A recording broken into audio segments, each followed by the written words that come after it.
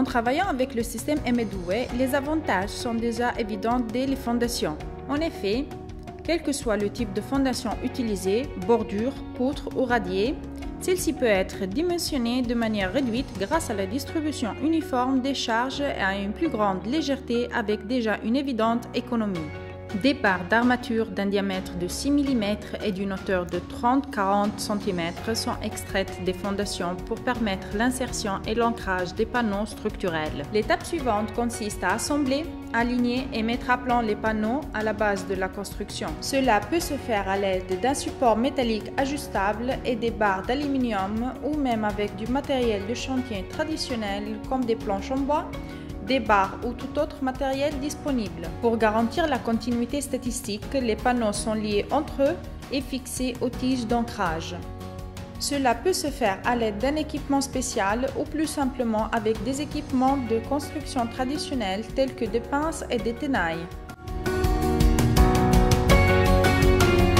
Tous les nœuds structurels, tels que les angles et les joints, ainsi que toutes les parties soumises aux plus grandes contraintes, sont renforcés par une grille en fil métallique galvanisé et électrosoudé pour une meilleure continuité entre les murs. Dans les zones à haut risque sismique ou pour des problèmes structurels particuliers, il est possible d'insérer des armatures internes supplémentaires. Avec le système M2W, le positionnement des planchers est extrêmement simplifié grâce à la légèreté et la maniabilité prouvée des panneaux. Les structures telles que les balcons, les corniches et autres sont réalisées en positionnant les dalles d'une manière compatible avec leur direction et leur portée. Ceci permet de gagner du temps et d'augmenter l'homogénéité structurelle. Le positionnement des planchers peut être effectué aussi bien pour les dalles interétagères que pour les toitures. Le positionnement des murs octagonaux, des dalles et de tout ce qui doit être ancré au panneau porteur peut être effectué à tout point en laissant des tiges d'ancrage ou en les intégrant à tout moment.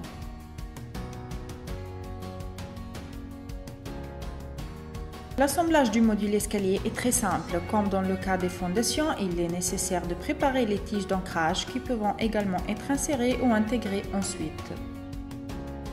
Composé de paliers et de rampes, le module d'escalier est fourni déjà préparé pour le revêtement et ne nécessite pas d'intervention ultérieure pour la formation des marches. Sa solidité est garantie non seulement par l'armature coulée, mais aussi par sa propre couverture en treillis d'acier galvanisé.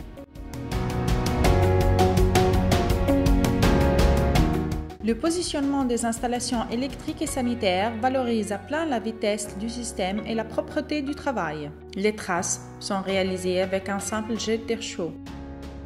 Le raccordement à la tuyauterie existante est donc une opération extrêmement simple, sans démolition ni restauration supplémentaire.